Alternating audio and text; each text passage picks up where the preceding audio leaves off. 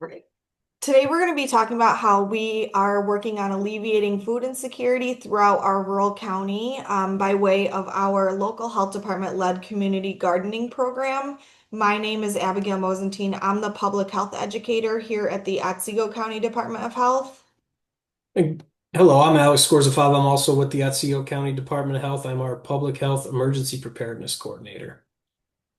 And I think I'll jump right in with a little bit of background, try to paint a picture for you folks of Otsego County. So Otsego County is in New York State. We're right in the center of the county. If you're familiar with Cooperstown, New York, or heard of it, it's where the Baseball Hall of Fame is. That's where mine and Abby's office are. And Otsego County encompasses, well, we have about 60,000 residents. So it's pretty small population wise. I would venture to guess a lot of you come from cities that are larger than our entire county. But we encompass over 1,000 square miles of geography. So we have a small amount of people that are very well spread out. And that paints some interesting challenges for us, one of which is access to healthy food. A lot of our residents are living in small towns and villages that don't have a grocery store. They may have a convenience store type operation, like a gas station where they go to do some of their shopping. Some have a Dollar General. And again, neither one of those are really great access points for healthy food options. I mean, they have some food in them, but not really what the healthy food options that folks need. And then another barrier is income. If you look at community health assessments around Otsego County, we have a lot of low income population. So we have folks that simply can't access these healthy food options in their neighborhoods. And then we have a lot of folks that can't afford these healthy food options, and then a combination of the two. So that's why we tried to get a little creative with this community garden approach that we're going to speak to a little bit today. And So we're really thankful to be in our third year now doing this. In 2023, when we first started doing this, our main target population was the Phoenix Orchards tiny homes residents. In Otsego County, we have six, almost 10 fully completed tiny homes, and they are meant to house chronically homeless single men who are over 18. So chronically homeless means, in our definition, that the county has been paying to house them for quite a few years, with no success finding them, permanent placement. So we really started it, working with them. The garden is in very close proximity to these tiny homes, so it makes access very easy. Our garden really exceeded our expectations. So in 2024, we really wanted to expand our distribution channels. So not only were we still working with these Phoenix Orchards tiny home residents, but we also started working with the Office for the Aging and providing fresh produce to be incorporated for the homebound seniors meals.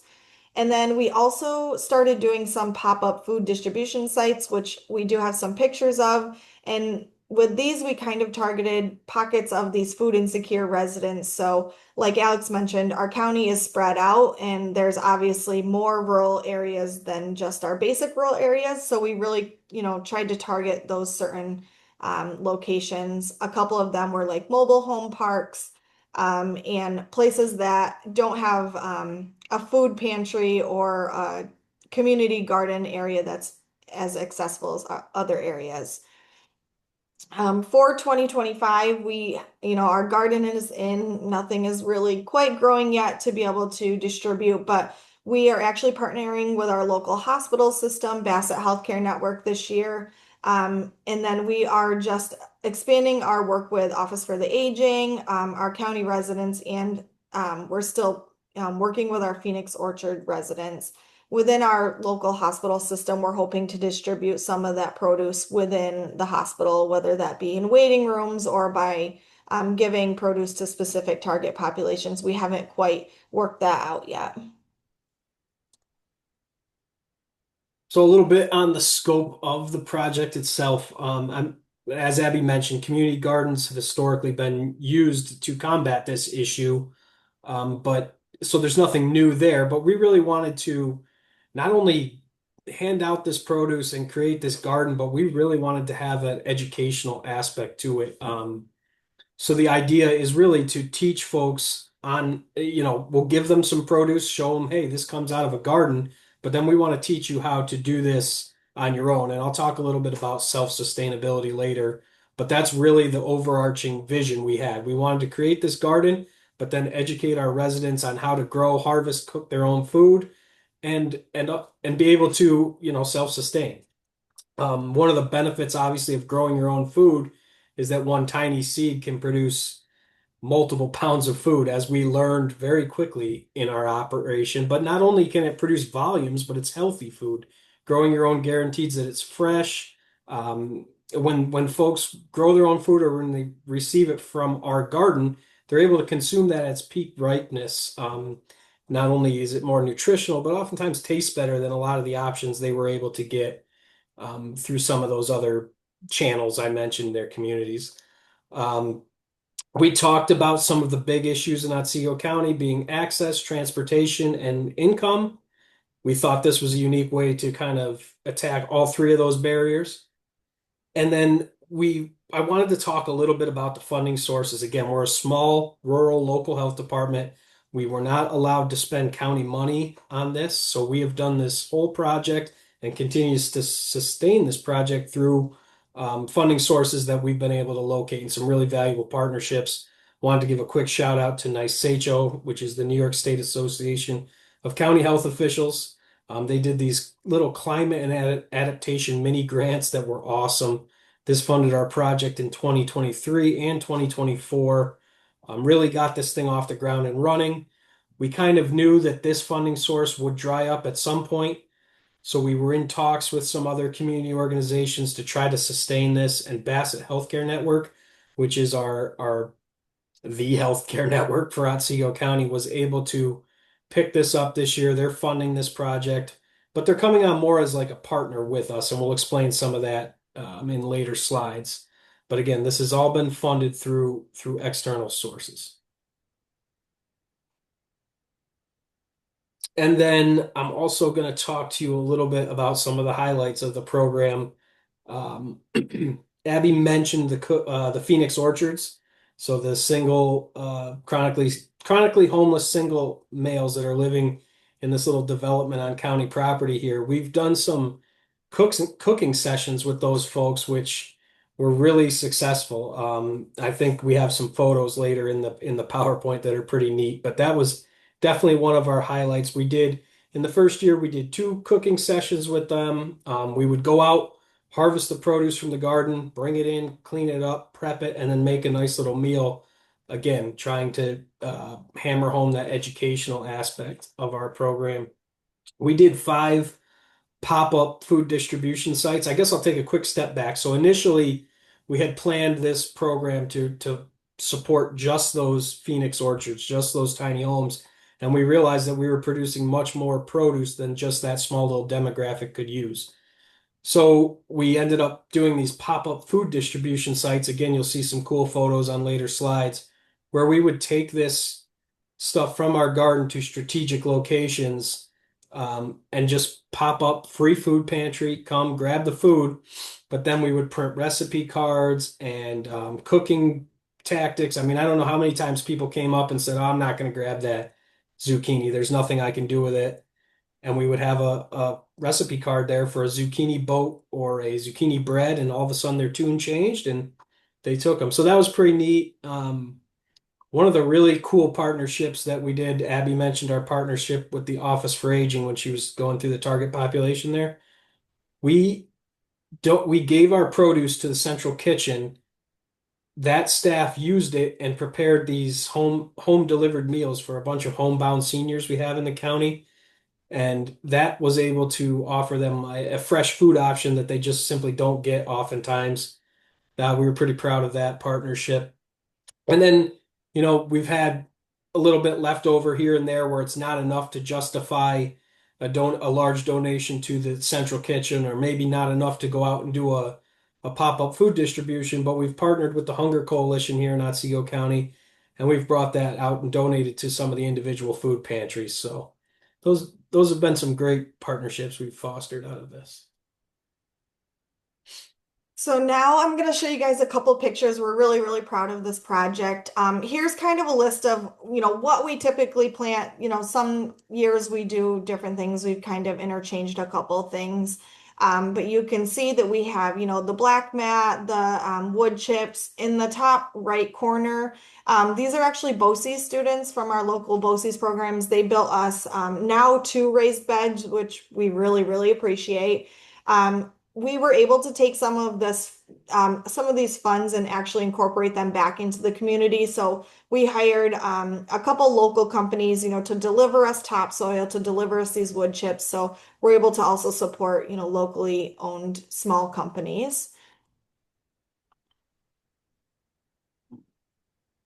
Here's just some more pictures of our garden. You can see it really does get a little crazy once it's in full bloom. It is a 50 by 50 garden, and we actually have it surrounded by a solar powered electric fence. And it seems to keep the animals away, similar to the foot traffic, because the tiny homes are located right next to this garden. But lots of good stuff. And here you can kind of see a different array of pictures. You can see a couple pictures from our pop-up produce distributions. These are always so successful, and the residents of Otsego County are always very thankful to, see us out there in person. And it's a great opportunity to kind of bring up other services that we offer, have those personal, conversations with our residents. You can see some of the recipe cards that we give. I give information about tips to getting started cooking at home, how to read a food label. I do have information on safe storage on there. So just an opportunity to get a bunch of different education out. In the top left, this is actually pictures from one of our cooking sessions. Same with the bottom right. This is really important for us to do, not only to, show face with this vulnerable population, but a lot of times when somebody sees somebody from a government agency, especially when they are a vulnerable population, they immediately assume, we're DSS or we're there for something negative. And it's really nice to get out there and, have these personal conversations with them and connections and be able to link them to additional services while we're doing something pretty low key, such as, cooking food together. I also think this is really, really empowering to them. I mean, we all love to eat, but usually our homeless population, they are typically relying on other people to feed them. So when we're bringing in these fresh produce and these recipes and teaching them how to do this, it's really empowering to them because they are feeding themselves. And for a lot of these men, it's the first time they're feeding themselves in a very long time, and they really, really do appreciate that connection with us. Um, those pans of vegetables, you can see those are actually some of the vegetable mixes that they prepared to deliver to those homebound seniors. So again, these are just a couple snippets, but it's all been very, very successful. And we have hit on some of these project goals throughout the presentation already, but I think we wanted to highlight these to kind of hammer these points home. I mean, Abby just got done explaining that partnership with with the tiny home residents, and I really think that's the best term for it. It is truly a partnership with those folks out there. She mentioned it, oftentimes that's a population that vulnerable population does not trust government employees, or they're not looked at as we're not looked at as partners, and we wanted to try to break that mold. So those gentlemen are out there in the garden working with us so that when the food is ready, it's not just like us giving them a handout. They've worked for it. They feel gratified when it's time to eat it. So that was a big goal of ours, is to kind of build those connections with our vulnerable population. I mean, we're coming off of a time where there's a lot of distrust in government. There's a lot of distrust in public health, honestly, um, on the heels of the pandemic, right, wrong, or indifferent, if that's the case. So we are really looking to break down those barriers, and I think this project's been great for that. Another goal was to just encourage self-confidence to do this. Let people see that I have never done a garden before in my life. Abby had never done a garden before in her life before we took this on. And here we are in year three, and it's producing well. And it's, I don't want to say it's not hard, but it's really not that hard. You just need to be willing to roll up your sleeves and do it a little bit. So that was another goal. Really encourage folks to be confident enough to try this out. Kind of on the same vein, we want to promote self-sustainability. Obviously, we're not going to fix the income issues of Otsego County. We're not going to fix the fact that there's not a grocery store in every town. We just can't do that, but we can make people more self-sustainable and let them fix those issues on their own. Along the same lines, we wanted to promote not just self-sustainability, but the sustainability of this program. From the minute we decided to start doing this, Abby and I have always discussed how can we make sure that we're able to offer this not just this year, but next year and the year after. I think it's a pet peeve of ours when we put a good program in place and then funding dries up or is decreased and we have to pull it. So we've looked at self-sustainability kind of across the board here. And then continue to strengthen, relationships we have internally and with other community partners. Throughout the presentation, we talk about working with the Office for Aging, working with the Hunger Coalition, working with local businesses, working with strategic partners throughout the county. Some of those relationships were very good. We were coming off a time during COVID when we were working very closely. So we thought this would be a great way to not let those evaporate, keep those partnerships going, but also build new partnerships through this community garden. So those were some of our main goals. And then looking at some of the lessons learned on the next slide here. Um, I said it wasn't hard. It wasn't easy. There was a lot to learn. And I think the big one was you just need to be willing to adapt and improvise. We went into this with very open minds. And I mean, there's a saying, right? Despite the best plan, even the best plans go awry, or something to that vein. And it's true with this.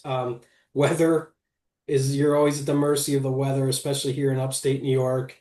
We had different plants that we tried to plant that didn't yield.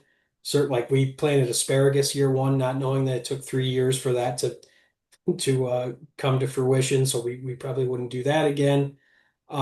Weed control and just the amount of garden upkeep that's necessary was a little bit of a lesson learned for us. But again, we just learned that, might not be perfect year one, but you can still get something out of it. And another big one there in the quotes, many hands make light work. We've heard that saying quite often. It's very true. We had envisioned working very closely with these residents of the Phoenix Orchard, and that was very successful, but that's a very transient population. And sometimes we would get folks that were fully invested, willing to help out, willing to work with us, and then they would move. Sometimes for good reasons, they found permanent housing and a job and they were off. And sometimes, it didn't work out and they left for bad reasons. But either way, we realized we had to have a backup plan. So we were lucky. A lot of our health department staff, and we have a director that really supports this project. So she would allow staff to come out and help out with it. We did some partnerships with other departments at the county. We've looked at some Serve New York volunteers, it's kind of like a medical reserve corps, but specific to New York State. We have a senior volunteer corps that we've reached out to. Abby mentioned some of the partnerships with the local vocational school. So again, we had to get creative, but definitely many hands make light work. You may think this is an easy project, a couple people, but it does take a lot of time. Talked a little bit about smarter planning to optimize yield. I mentioned that in the first one there. There's certain produce that does really well here in upstate New York, and there's certain things that don't do great. So we've learned we're a little bit more strategic now that we're in year three.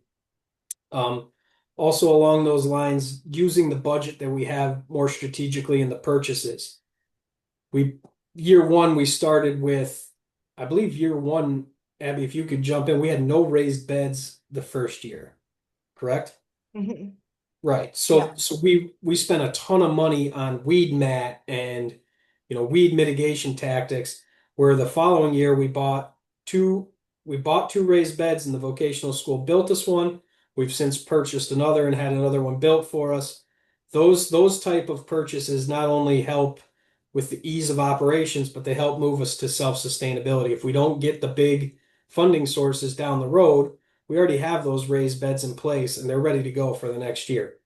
So we looked at some, making some smarter choices, optimizing yield, but also doing it at a little bit of a discount. And then if we were going to talk a little bit of advice for others, I would say just give this a shot. We've talked to a lot of other community agencies that try community gardens. There's even a few other local health departments that are doing them. Everybody has great things to say about them, really, honestly. It's a great way to build internal and external partners, like I mentioned, but also one of the big things is the teamwork aspect around it within our local health department. Our staff really enjoys going out to the garden, doing it a little work. We have quite a few folks here that are great gardeners at home, so they're excited about it. They'll grab a piece of produce from time to time and use it. So it's been a great, fun, healthy, really rewarding project that we look forward to continuing not only this year, but in the years to come. I think our county residents are used to us doing it now. They're excited about it. Our staff's excited about it, and the partners are excited about it. Right. So we just want to thank everybody for taking the time to watch us. If you have any, questions for us, we are always happy to hop on a Zoom, but here is our contact information. Exactly. Yeah. If anybody is interested in starting one of these or has questions, we love the collaboration. And again, to Abby's point, email us, let us know whatever.